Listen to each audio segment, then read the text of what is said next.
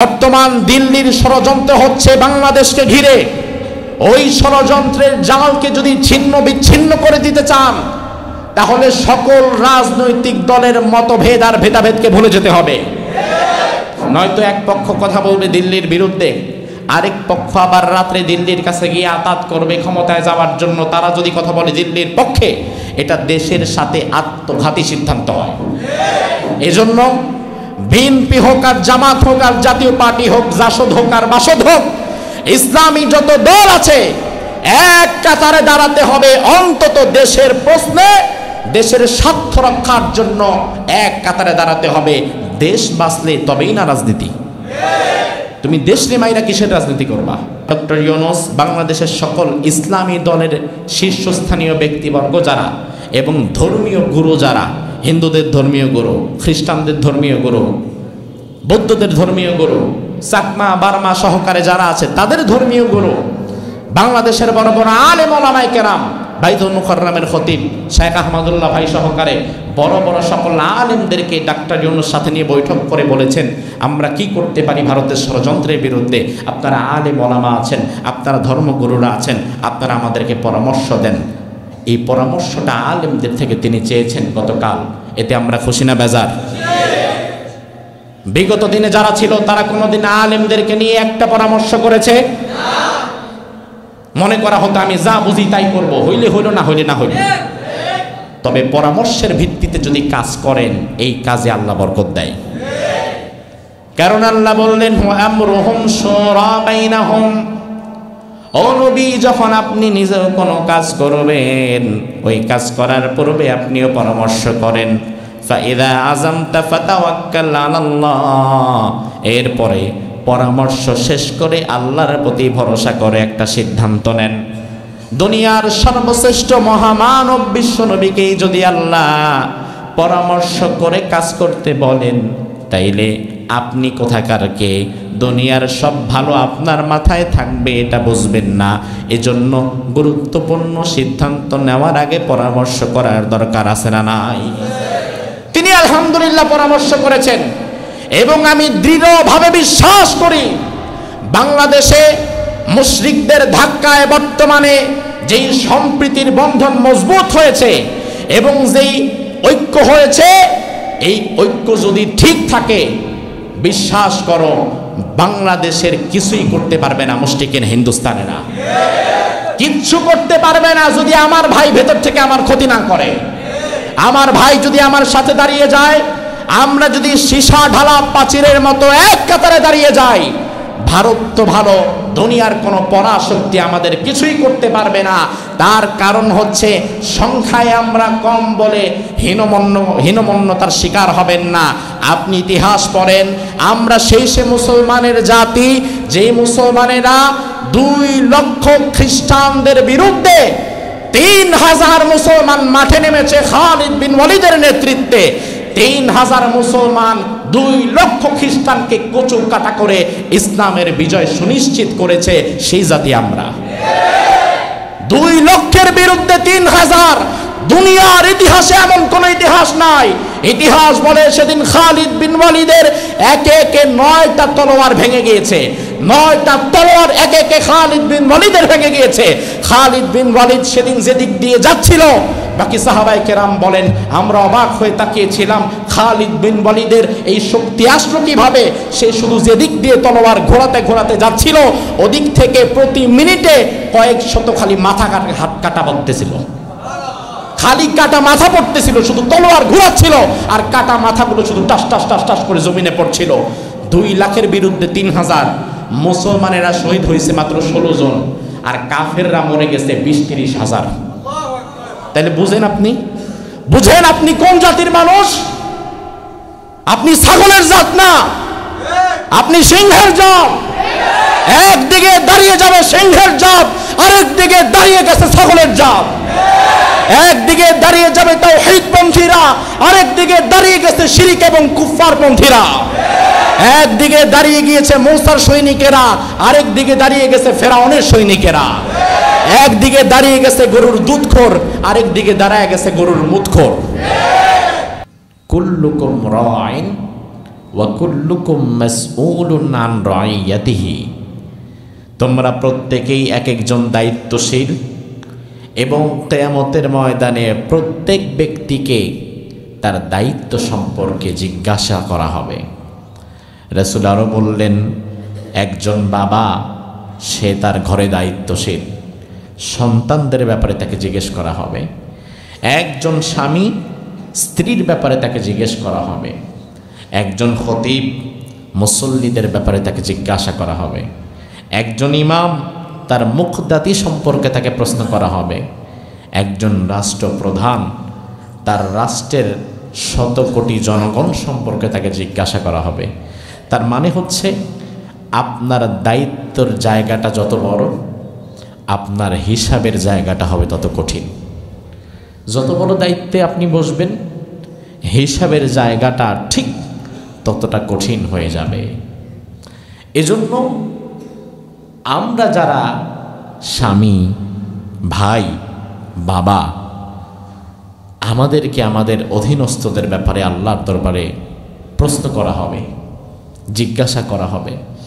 সন্তান যদি খারাপ হয়ে যায় তাহলে শুধু দুনিয়াতে কষ্ট পাবেন, বিষয়টা এমন নয়, বরং সন্তান যদি খারাপ হয়ে যায় এই কষ্টটা আপনাকে আখিরাতের ময়দানেও আল্লাহ দিবেন। এজন্য দুনিয়াতেই সন্তানকে আদর্শ সন্তান হিসাবে গড়ে তোলার জন্য একজন পিতামাতার সর্বাত্মক চেষ্টা এবং প্রচেষ্টা থাকার দরকার আছে না নাই? এক নাম্বার তো বলেছিলাম মা, ভালো একজন মা লাগবে। এজন্য এখনো যারা বিয়ে করেন নাই, বিয়ের সময় শুধু নিজের শয্যা সঙ্গী স্ত্রী খুঁজবেন না, সাথে একজন ভালো মা খুঁজবেন আপনার পরবর্তী বংশধরদের জন্য। দুনিয়ার রূপ, লাবণ্য, চাকচিক্য দেখে আপনি বিয়ে করে ফেললেন, কিন্তু বিয়ের পরে সন্তানও নিলেন, এরপরে দেখলেন তার চারিত্রিক কিছু ত্রুটি আছে, সে পর্দা করতে চায় না, ইসলাম মানতে চায় না, প্র্যাকটিসিং মুসলিম হতে চায় না, বিভিন্ন বিষয়ে ত্রুটিতে জর্জরিত। তখন আপনি চাইলে আপনার স্ত্রীকে ডিভোর্স করতে পারবেন, বিচ্ছিন্ন হতে পারবেন, তালাক দিতে পারবেন, সারা জীবনের মতো তাকে আপনি বিচ্ছিন্ন করে দিতে পারবেন। কিন্তু ওই ঘরে আপনার যে সন্তান হয়েছে সে এক মুহূর্তের জন্য তার মাকে বিচ্ছিন্ন করতে পারবে না। তাইলে আপনি স্ত্রী খারাপ হলে পরবর্তীতে পাল্টাবার সুযোগ আপনার আছে, কিন্তু মা খারাপ হলে পাল্টাবার সুযোগ তার সন্তানের নাই। এজন্য আপনি যেহেতু বাবা হিসাবে স্ত্রীর সাথে সাথে অবশ্যই সন্তানের জন্য মা নির্বাচন করার দরকার আছে না নাই?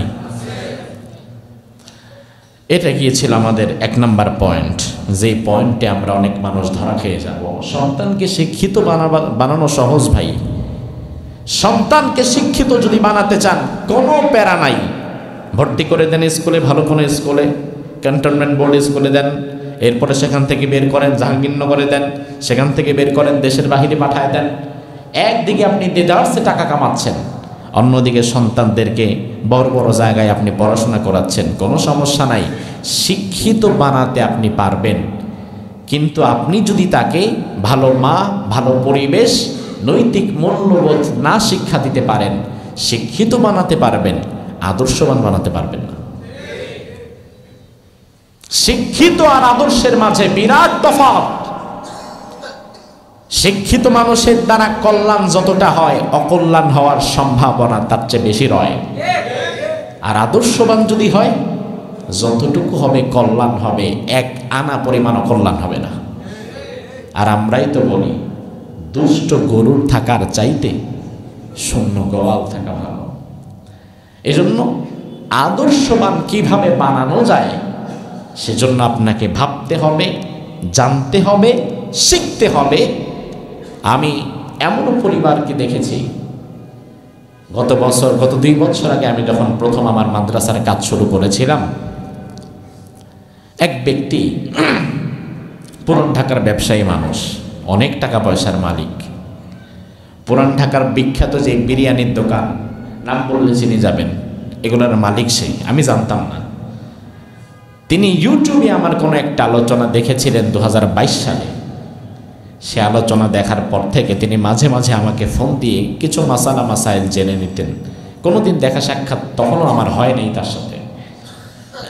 আমি যখন মাদ্রাসার কাজ শুরু করলাম, তিনি এই খবরটা পেলেন। পাওয়ার পরে তিনি আমার সাথে সাক্ষাৎ করার জন্য আসলেন, মাদ্রাসায় গেলেন। সাক্ষাৎ করে মাদ্রাসার কাজ দেখে বললেন যে হুজুর, আপনার এখানে আমি কিছু দিব। আমি বললাম সমস্যা নেই, দিতে পারেন। তিনি সপ্তাহখানেক পরে ক্যাশ 10 লক্ষ টাকা আমার মাদ্রাসায় পাঠিয়ে দিলেন। অথচ এই মানুষটার সাথে আমার দ্রুততম পরিচয়ও নাই, সম্পর্কও নাই। অনলাইন থেকে সে আমাকে চিনে। আমি একদিন তাকে জিজ্ঞেস করলাম কথা প্রসঙ্গে, আপনি করেন কি? তখনও উনি কি করে আমি তাও জানি না। তো উনি ওনার পরিচয় দিল, এই ব্যবসার সাথে তিনি জড়িত।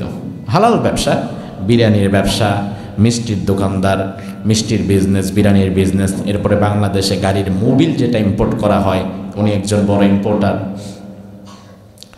তো উনি আমার কথা প্রসঙ্গে বলল, হুজুর, পুরান ঢাকায় যদি হাতে গোনা 10 জন ধনী এবং প্রভাবশালী থাকে, আমি তাদের মধ্যে একজন হব। 71 সালে সে ওই ওয়ার্ডে আপনার মুক্তিযোদ্ধা ছিল এবং পাক বাহিনী 71 সালে তার পা ভেঙে দিয়েছিল। সে আমাকে বলল, হুজুর, জীবনে অর্থ করি কম কামাই নাই।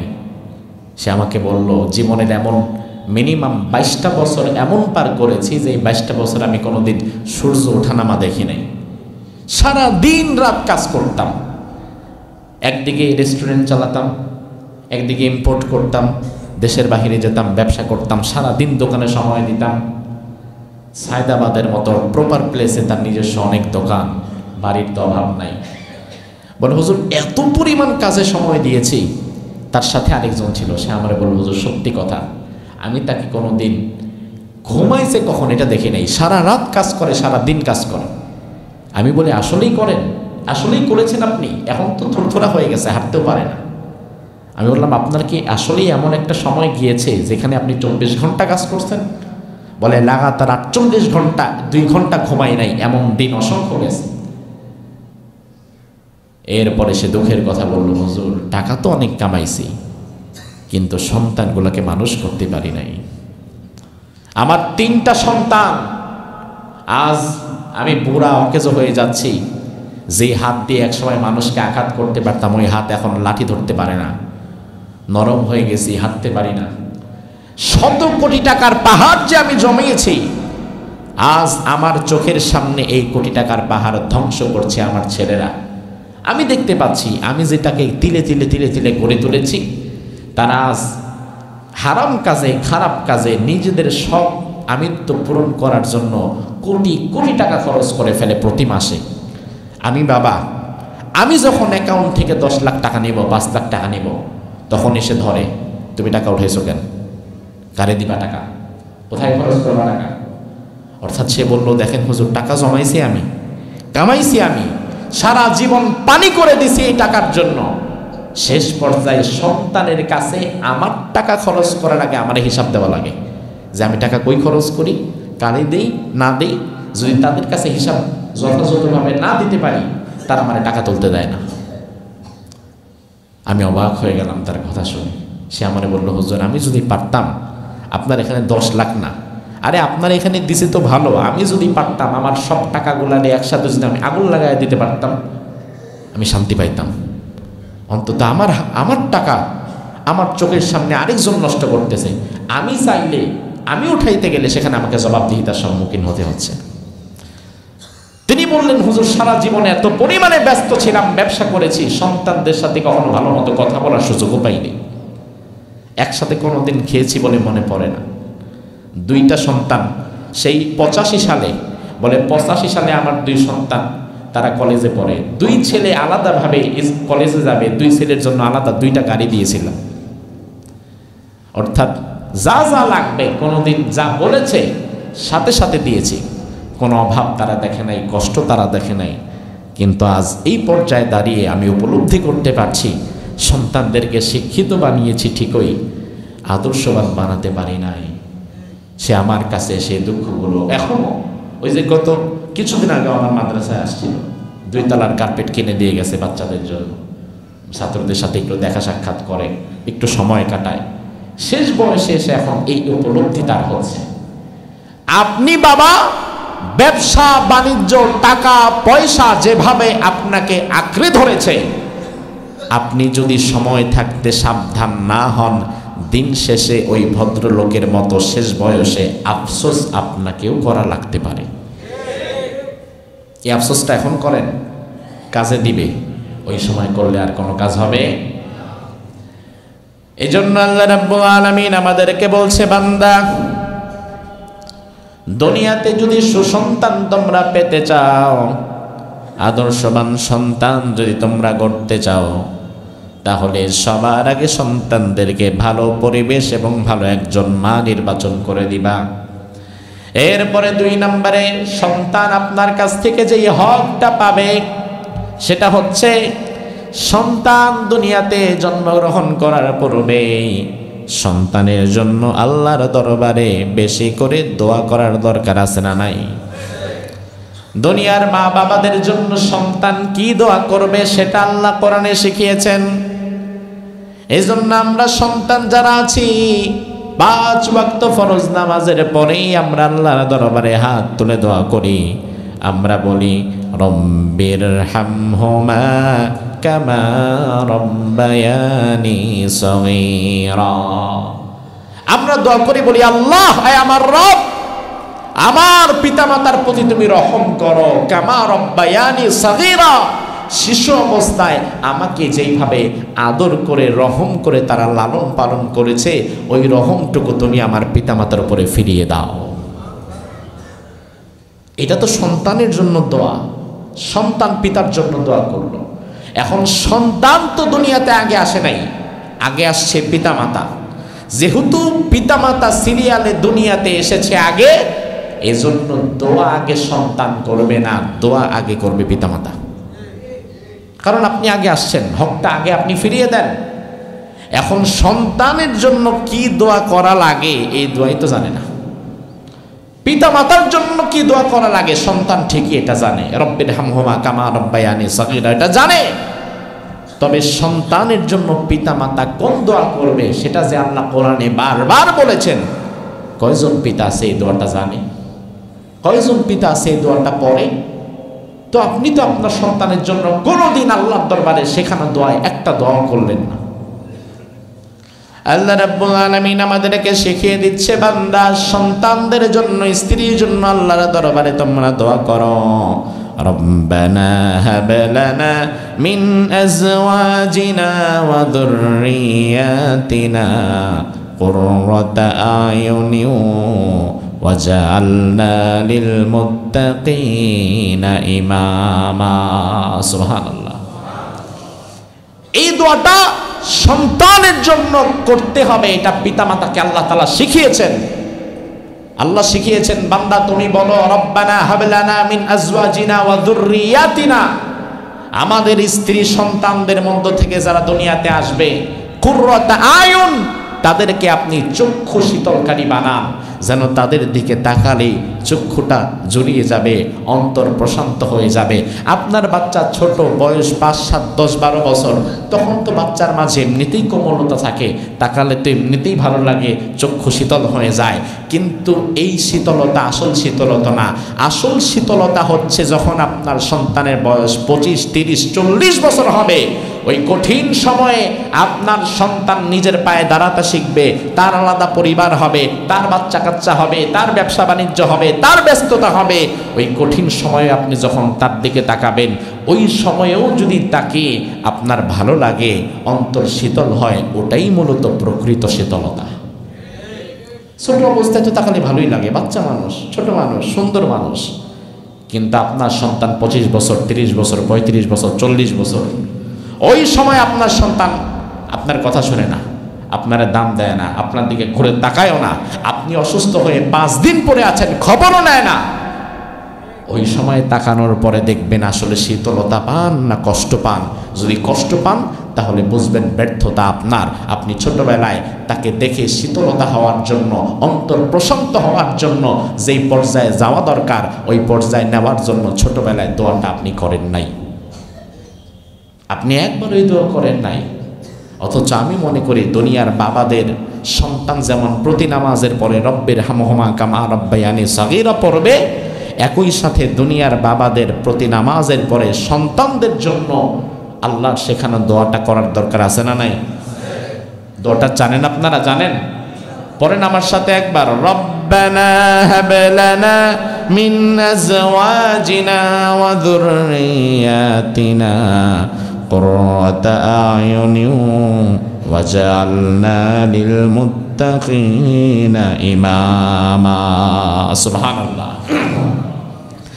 3 নাম্বার, আপনার সন্তান আপনার কাছ থেকে যে হকটা প্রায়, যে হকটা আপনার সন্তানের প্রাপ্য, সেটা হচ্ছে সন্তান যখন পৃথিবীতে আগমন করলো, পৃথিবীতে আসার পরপরই নবজাতক সবার আগে কেঁদে ওঠে।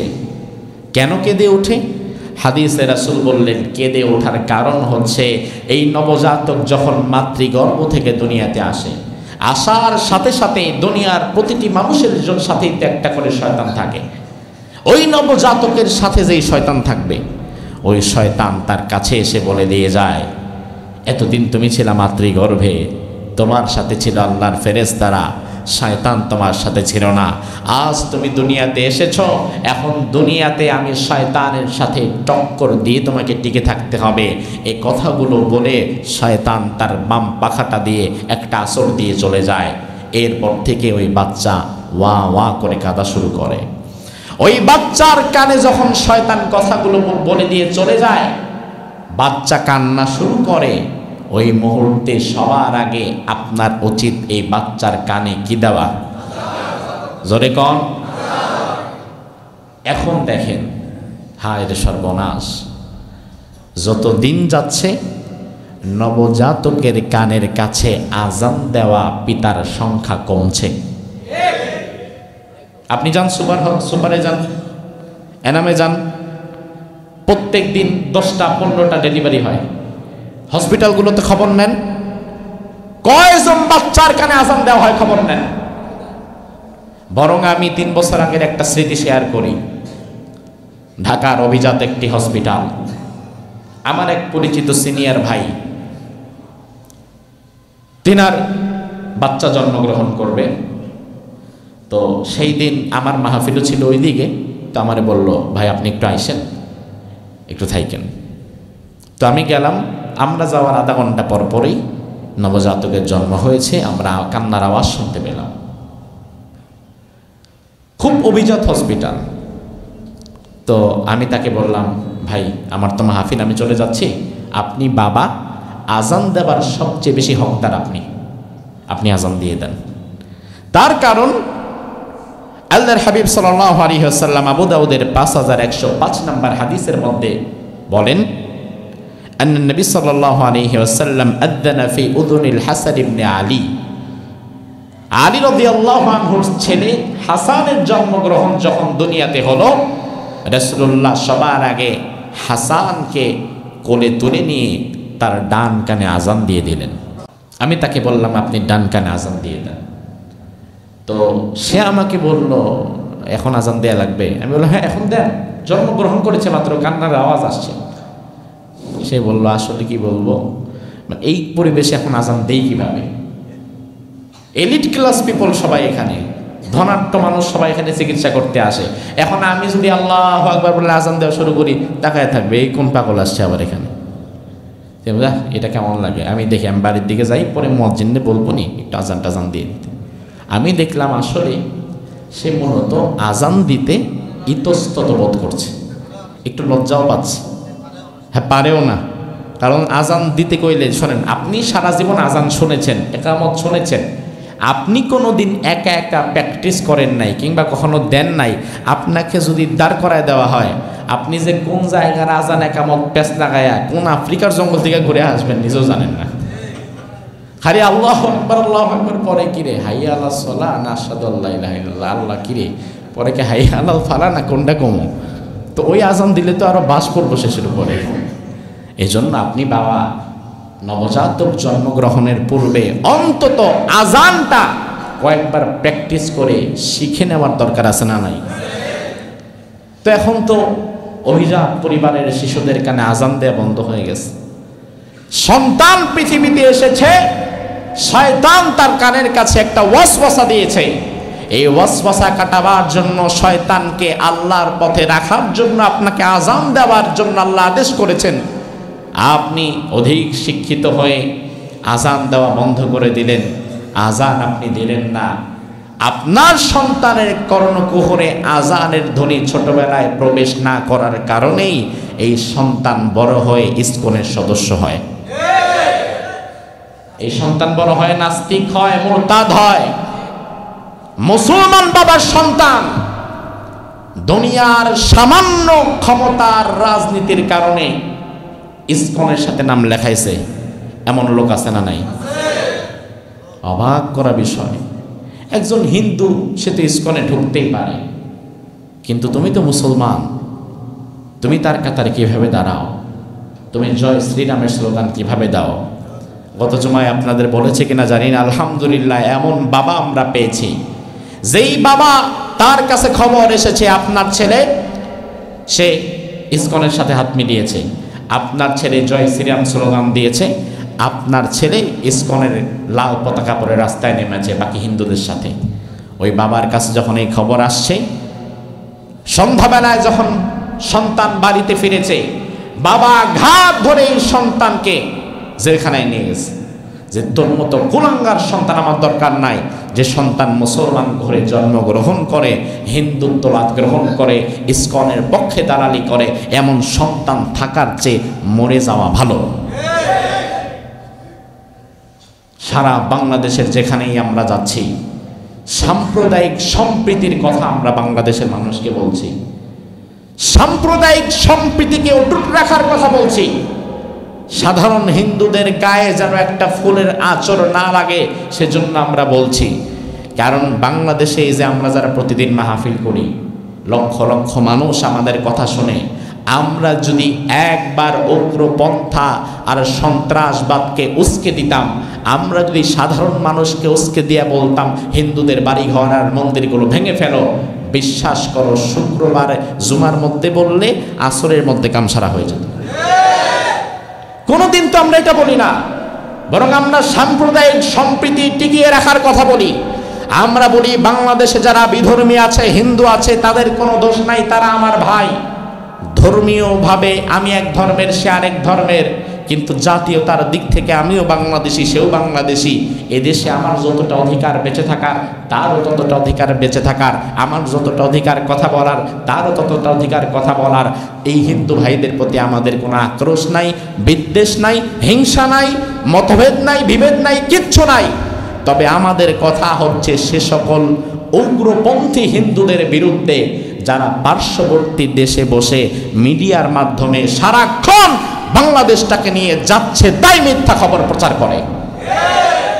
এই যে জুমায় আসলাম, আজকে সকাল 11টায় নিউজ দেখলাম, ভারতের টিভি চ্যানেলে নিউজ প্রচার করছে যে বাংলাদেশে মৌলবাদী শক্তি এতটা মাথা চারা দিয়ে উঠেছে, বাংলাদেশে এখন আর কোনো হিন্দু নারী শাখা সিঁদুর পরে বাহিরে বের হতে পারছে না, দেখলেই তাকে আক্রমণ করা হচ্ছে।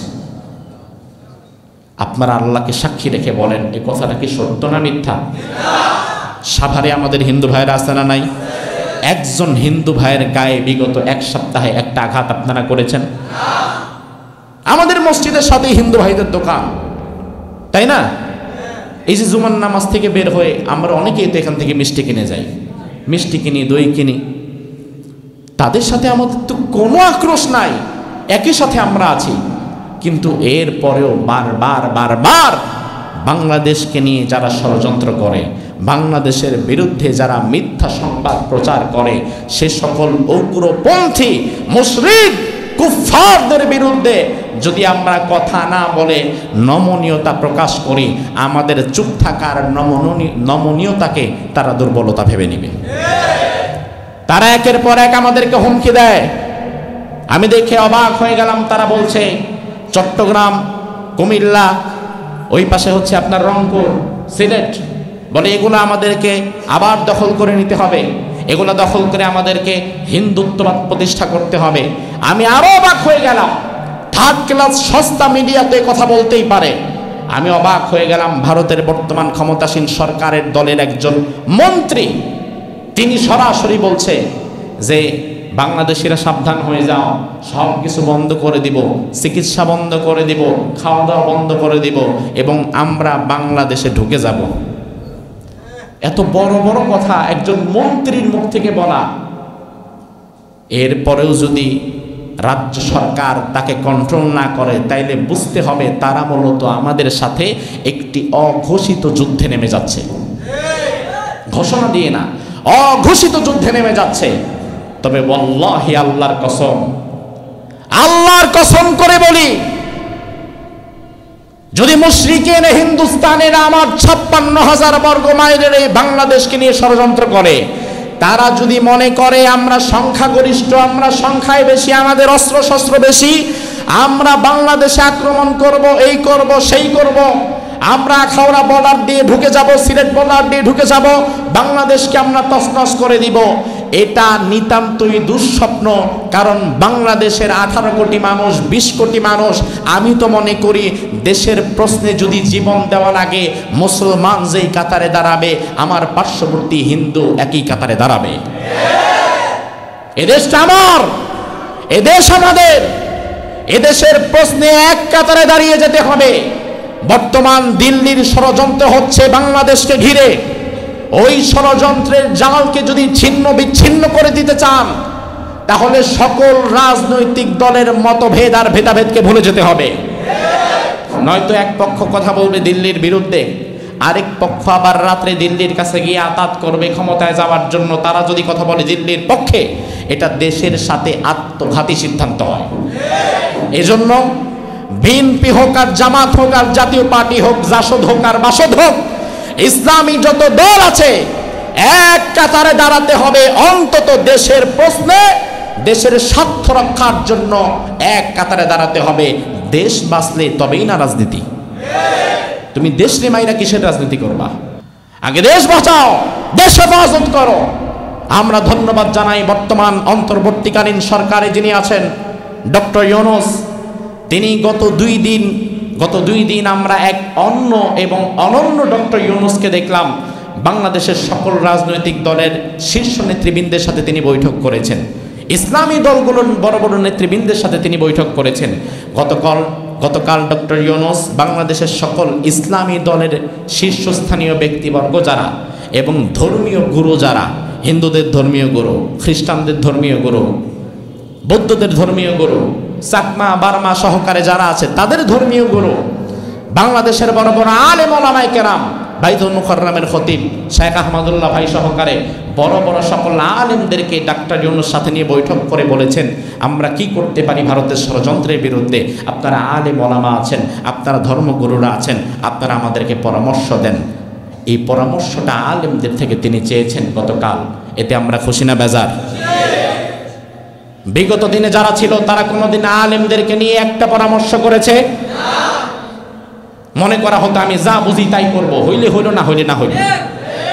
তবে পরামর্শের ভিত্তিতে যদি কাজ করেন, এই কাজে আল্লাহ বরকত দেয়। কারণ আল্লাহ বললেন, হুয়া আমরুহুম শুরা বাইনাহুম। ও নবী, যখন আপনি নিজে কোনো কাজ করবেন, ওই কাজ করার পূর্বে আপনিও পরামর্শ করেন। ফাইদা আযামতা ফাতাওয়াক্কাল আলাল্লাহ। এরপরে পরামর্শ শেষ করে আল্লাহর প্রতি ভরসা করে একটা সিদ্ধান্ত নেন। দুনিয়ার সর্বশ্রেষ্ঠ মহামানব বিশ্ব নবীকেই যদি আল্লাহ পরামর্শ করে কাজ করতে বলেন, তাইলে আপনি কোথাকার কে? দুনিয়ার সব ভালো আপনার মাথায় থাকবে এটা বুঝবেন না। এজন্য গুরুত্বপূর্ণ সিদ্ধান্ত নেওয়ার আগে পরামর্শ করার দরকার আছে না নাই? তিনি আলহামদুলিল্লাহ পরামর্শ করেছেন এবং আমি দৃঢ়ভাবে বিশ্বাস করি বাংলাদেশে মুশরিকদের ধাক্কায় বর্তমানে যেই সম্প্রীতির বন্ধন মজবুত হয়েছে এবং যেই ঐক্য হয়েছে, এই ঐক্য যদি ঠিক থাকে, বিশ্বাস করো বাংলাদেশের কিছুই করতে পারবে না মুশরিকিন হিন্দুস্তানেরা, কিচ্ছু করতে পারবে না যদি আমার ভাই ভেতর থেকে আমার ক্ষতি না করে। আমার ভাই যদি আমার সাথে দাঁড়িয়ে যায়, আমরা যদি সীসা ঢালা প্রাচীরের মতো এক কাতারে দাঁড়িয়ে যাই, ভারত তো ভালো, দুনিয়ার কোনো পরাশক্তি আমাদের কিছুই করতে পারবে না। তার কারণ হচ্ছে সংখ্যায় আমরা কম বলে হীনমন্যতার শিকার হবেন না। আপনি ইতিহাস পড়েন, আমরা সেই মুসলমানের জাতি যে মুসলমানেরা 2 লক্ষ খ্রিস্টানদের বিরুদ্ধে 3000 মুসলমান মাঠে নেমেছে খালিদ বিন ওয়ালিদের নেতৃত্বে। 3000 মুসলমান 2 লক্ষ খ্রিস্টানকে কচু কাটা করে ইসলামের বিজয় সুনিশ্চিত করেছে, সেই জাতি আমরা। 2 লক্ষের বিরুদ্ধে 3000, দুনিয়ার ইতিহাসে এমন কোন ইতিহাস নাই। ইতিহাস বলে সেদিন খালিদ বিন ওয়ালিদের একে একে 9টা তলোয়ার ভেঙে গিয়েছে, 9টা তলোয়ার একে একে খালিদ বিন ওয়ালিদের ভেঙে গিয়েছে। খালিদ বিন ওয়ালিদ সেদিন যেদিক দিয়ে যাচ্ছিল, বাকি সাহাবায়ে কেরাম বলেন আমরা অবাক হয়ে তাকিয়েছিলাম খালিদ বিন ওয়ালিদের এই শক্তি আসলো কিভাবে। সে শুধু যেদিক দিয়ে তলোয়ার ঘোরাতে ঘোরাতে যাচ্ছিল, ওদিক থেকে প্রতি মিনিটে কয়েক শত খালি মাথা কাটা, হাত কাটা বলতেছিল, খালি কাটা মাথা পড়তেছিল, শুধু তলোয়ার ঘোরাচ্ছিল আর কাটা মাথাগুলো শুধু টাস টাস টাস টাস করে জমিনে পড়ছিল। 2 লাখের বিরুদ্ধে 3000, মুসলমানেরা শহীদ হয়েছে মাত্র 16 জন, আর কাফেররা মরে গেছে 20-30 হাজার। তাহলে বুঝেন আপনি কোন জাতির মানুষ? আপনি ছাগলের জাত না, আপনি সিংহের জাত। একদিকে দাঁড়িয়ে যাবে সিংহের জাত, আরেক দিকে দাঁড়িয়ে গেছে ছাগলের জাত। একদিকে দাঁড়িয়ে যাবে তাওহীদ পন্থীরা, আরেক দিকে দাঁড়িয়ে গেছে শিরক এবং কুফফার পন্থীরা। একদিকে দাঁড়িয়ে গিয়েছে মূসার সৈনিকেরা, আরেক দিকে দাঁড়িয়ে গেছে ফেরাউনের সৈনিকেরা। একদিকে দাঁড়িয়ে গেছে গরুর দুধখোর, আরেক দিকে দাঁড়ায় গেছে গরুর মুদখোর। তুমি যেই প্রাণীর মুদ খায় বড় হইছো, ওই প্রাণীর অস্তিত্বকে আমি চিবিয়ে খেয়ে শিখেছি, ওই প্রাণীর অস্তিত্ব আমি বিলীন করে দেই। এজন্য তুমি যদি মনে করো সংখ্যায় কম, অস্ত্র নাই, আক্রমণ করব, এই ভুল কোনোদিন করবা না। তার কারণ বাংলাদেশকে গিলে খাওয়া কাশ্মীরের মতো সহজ না। বাংলাদেশকে যদি গিলে খেতে চাও, বাংলাদেশ তোমার পেটের এক দিক দিয়ে ঢুকবে, আরেক দিক দিয়ে ফুটা করে বেরো যাবে। আল্লাহ তাআলা ওই অবুঝ লোকদেরকে বুঝ দান করুক বলি আমিন। এই কথাগুলো যখন আমরা বলি, এক শ্রেণীর মানুষের একটু গা জ্বালা শুরু হয়। কারণ আমি অবাক হই, এই মুহূর্তে দাঁড়িয়েও ভারতের ষড়যন্ত্র হাতে কলমে দেখার পরেও কিছু অন্ধ মানুষ তারা এখনো ভারত প্রেমে আবদ্ধ, তারা এখনো ভারতকে সাপোর্ট করে যায়। তারা বলে হুজুর ভারত আমাদের বন্ধু, আমাদের প্রতিবেশী, তাদের সাথে এইভাবে কথা বলেন না, এই করেন না, সেই করেন না। সি, লজ্জা করে না তোমার? এত কিছু দেখার পরেও যারা ভারতের পক্ষে সাফাই গায়, ও নিঃসন্দেহে হিন্দুস্তানি দালাল। আপনারা জানেন গত সপ্তাহে মানিকগঞ্জে আমার সাথে একটা ঘটনা ঘটেছে, দেখছেন আপনারা? কথা বলছিলাম আমি, দাঁড়ায় গেছে এক মুরব্বী, এটা বলবেন না, এটা করবেন না, সেই সেই সেই সেই নানান কথা। চট্টগ্রামে আমার ভাইকে শহীদ করা হয়েছে গত শুক্রবারে, আপনারা মিছিল করছেন না? শনিবারে ছিল প্রোগ্রামটা। আমি তার বিচার চাইলাম, বলল কোথায় কে মারা গেছে না মারা গেছে ওই কথা আমাদের শোনার দরকার নেই, বলেন মেজাজটা কেমন লাগে। আমি বললাম আমার ভাইকে চট্টগ্রামে মারা হয়েছে, বিচার আমি চট্টগ্রামে না সারা বাংলাদেশেই চাইব, কারণ আমার ভাই। এরপরে আমি দেখলাম সে থামছে না, পরে আমি আরে গরম হয়ে গেলাম। আমি যখন গরম হয়েছি, মানুষজন এবার আল্লাহ দিলে আরে শেষরায়া মাঠ থেকে বের করে দিয়েছে। সে ছিল ওই এলাকার 17 বছরের রাজনীতিবিদ, মেম্বার, আগামীতে চেয়ারম্যান নির্বাচন করবে। আগে এক দলে ছিল, এখন ফুট করে আরেক দলে ঢুকে গেছে। এরপরে আমি তো তাকে মাহফিলে যতটুকু বলার এবং বোঝাবার বললাম, চলে আসলাম। পরের দিন ওই হায়না, ওই মাহফিলে একজন ইমাম সাহেব ছিলেন, ইমাম সাহেব এবং মাদ্রাসার মুহতামিম, তিনি ইমাম সাহেব মানুষ, তিনি মাহফিলে আল্লাহু আকবার নারায়ে তাকবীরের একটা স্লোগান দিয়েছেন। এটা তো অনেক বড় অপরাধ হয়ে গেছে। অপরাধ নাকি? আমাকে তো কিছুই করতে পারবে না, ওর বাবারও ক্ষমতা নাই, বাবা তো পায়ও না। পরের দিন ইমাম সাহেবকে ধরেছে। হুজুর যখন আমার বিরুদ্ধে কথা বলতেছিল, ইসকনের বিরুদ্ধে কথা বলতেছিল, ভারতের বিরুদ্ধে কথা বলতেছিল, তুমি তো দেখলাম ভালোই ঠিক ঠিক করতেছিলা, এই কথা বলে ইমাম সাহেবকে তার মাদ্রাসায় ঢুকে এত বেধড়কভাবে পেটানো হয়েছে, ইমাম সাহেব 3 দিন পর্যন্ত হসপিটালে ছিলেন। মানিকগঞ্জের ঘটনা। আমি যখন জানতে পারলাম পরের দিন ইমামকে মারা হয়েছে, আমি বিএনপির হাইকমান্ডে কথা বললাম। বিএনপির হাইকমান্ডে কথা বললাম, আপনারা যদি আগামী 48 ঘন্টার বিরুদ্ধে ওকে দল থেকে বহিষ্কার করে ওর শাস্তি সুনিশ্চিত না করেন, বাংলাদেশের প্রত্যেকটা জায়গায়, যেহেতু প্রতিদিন আমরা লক্ষ মানুষের সামনে কথা বলি, অন্তত আমাদের কিছু জনসমর্থন আছে না নাই? একেবারে লুতা মৌলবী মনে করো না তোমার মসজিদে এসে আজান দিচ্ছে, ওইটা না। সারা বাংলাদেশে যেহেতু আমরা কথা বলি, আমাদের একটা ম্যান পাওয়ার আছে, শক্তি আছে। 48 ঘন্টার বিরুদ্ধে যদি ওর বিরুদ্ধে ব্যবস্থা না নেন এর মধ্যে, তাহলে এর পরবর্তী ব্যবস্থাটা আমরা নিব। এরপরে প্রশাসন তাকে গ্রেফতার করলো। পরের দিন গ্রেফতার করে দড়ি দিয়া বাইন্ধা 17 বছরের রাজনীতির ক্যারিয়ার মান সম্মান শেষ করে দিয়ে টানতে টানতে থানায় নিয়ে গেছে।